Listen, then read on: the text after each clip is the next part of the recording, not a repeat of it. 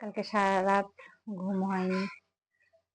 হাজবেন্ডের তো জ্বর, মাথায় জলপট্টি দিয়েছি, একটু ঘুমাতে পারিনি, সেও ঘুমায়নি। তো অনেক মাথা ব্যথা করতেছে। এখন এক মগ ব্ল্যাক কফি নিয়ে বসছি আমার মেয়ের পড়ার ঘরে। আমার মেয়ের পড়ার ঘরে খাটটা চেঞ্জ করেছি, নতুন খাট এনেছি, আর ওই নিচা খাটটা ওই ঘরে দিয়ে দিয়েছি। ও আবার সকালে ভার্সিটিতে গেল, তো এখানে বসে কফিটা খাই। কারণ আমি যদি ঘরে থাকি তাহলে এদিকের কাজটা আমি দেখতে পারবো না। এই কারণে আমি এই ঘরে এসে একটু শুয়েও থাকবো। আর খালা কাজ করতেছে, শিখা ফার্নিচার টার্নিচার মুছবে, তাই এখানেই আমাকে থাকতে হবে এখন। আসসালামু আলাইকুম everyone, welcome back to my channel. আশা করি সবাই ভালো আছেন। আলহামদুলিল্লাহ আমিও ভালো আছি। তো এখন থেকে আমার ভিডিওটা আমি শুরু করছি, আমার সাথেই থাকবেন। আমার হাজবেন্ডের অনেক জ্বর, কালকে থেকে সারা রাত ঘুমায়নি, আমিও না। মাথা জলপট্টি দিয়েছি, এখন জ্বরটা দেখি একটু, এখন জ্বরটা একটু কম।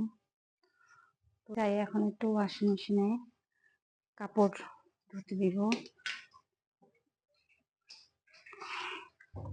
কালকেও কাপড় ধুতে দিইনি, অনেক কাপড় জমে গেছে।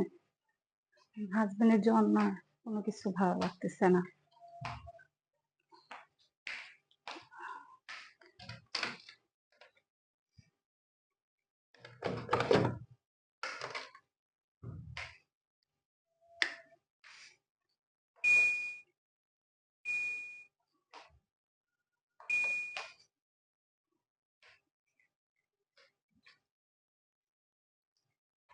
বারান্দায় যাই, বারান্দার কাপড় উঠিয়ে ফেলেছি একটু আগেই।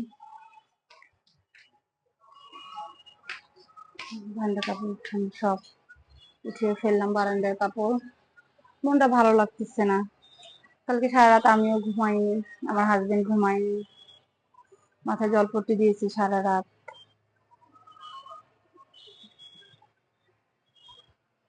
আমারও মাথাটা কেমন জানি ব্যথা করতেছে, ভালো লাগতেছে না। এই শীত এই গরম, তাতে কি হবে, মানুষের তো অসুখ হবেই, আর ভালো লাগে না। যাই, খালা আবার আদা রসুন ছিল দিছেন, আমাদের আদা রসুন বাটা নাই। তো আমার কোনো কাজ করতে ইচ্ছা করছে না, কোনো কিছু করতে ইচ্ছা করছে না। আজকে হঠাৎ কেন জানি খিচুড়ি খেতে ইচ্ছে করলো, তো মুগের ডাল মুসুরির ডাল দিয়ে খিচুড়ি রান্না করেছি, আর 6 পদের ভর্তা করেছি। বেগুন, কালিজিরা, ধনেপাতা, কাঁচামরিচ, তারপরে শুটকি, মিষ্টি কুমড়ার চোচা ভর্তা করে ফেললাম। ভর্তা আমি করি সবসময়, খুব খেতে ইচ্ছে করছিল, এই জন্য বানিয়ে ফেললাম। এটা আজকে আমাদের রাতের খাবার। যদি কেউ ডিম খায় তাহলে ডিম ভেজে দিব। ভর্তা করতে অনেক কষ্ট। খিচুড়ি আর ভর্তা করাটা আরেকটা কারণ আছে, সেটা হচ্ছে আমার হাজবেন্ডের অনেক জ্বর, অনেক জ্বর। মার্কেটে গেছিল সকালবেলা, মার্কেট থেকে এই আসরে নামাজ পড়ে চলে এসেছে, যে মানে ওখান থেকে ফোন দিয়েছে তিনি, আমার অনেক জ্বর, হাত পা ব্যথা, ভালো লাগতেছে না। এই পরে আমি বললাম যে ঠিক আছে চলে আসো। অনেক জ্বর, বাসায় আসার পরে আমি দেখি 102 এর উপরে জ্বর।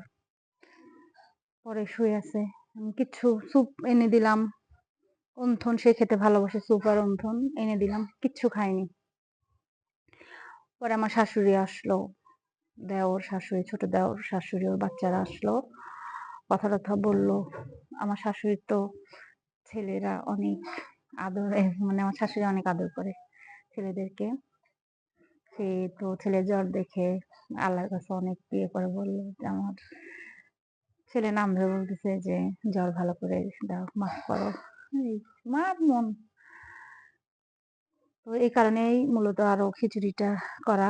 আমারও খেতে ইচ্ছে করছিল, যে দেখি যদি ভর্তা, ভর্তা খিচুড়ি খেতে খুব পছন্দ করে, গরুর মাংস পছন্দ করে কিন্তু প্রেশার এখন একটু কম খায়। তো দেখি ভর্তা করি, খিচুড়ি করি, আমার খেতে ইচ্ছা করতেছে, আর ও যদি একটু খায় কিচ্ছু খাচ্ছে না। সন্ধ্যার সময় কিচ্ছু এই ২ চামচ স্যুপ খেয়েছে আর কিচ্ছু খায়নি। আর আমার হাসব্যান্ড জ্বর ঠান্ডা হলে একদম নেতিয়ে পড়ে। বড়, বড় অসুখে কিছু হয় না। কিন্তু এই জ্বর ঠান্ডায় সে খুব উইক হয়ে যায়। তো আমার আজকের ভিডিও এই পর্যন্তই। যদি ভালো লেগে থাকে তাহলে লাইক, কমেন্ট, শেয়ার করবেন। আর আমাকে সাপোর্ট করবেন। আমার পাশে থাকবেন। নিয়মিত আসলে ভিডিও দিতে পারছি না অনেক ঝামেলার কারণে। চেষ্টা করতেছি দিব। এটা তো আমার শখে করা। অত চাপ নিই না। হবে আস্তে, আস্তে রেগুলার হয়ে যাব। তো সবাই ভালো থাকবেন। আমার হাসব্যান্ডের জন্য সবাই দোয়া করেন যাতে ওর জ্বরটা তাড়াতাড়ি ভালো হয়ে যায়। আজকে ভিডিওটা এই পর্যন্তই। আল্লাহ হাফেজ।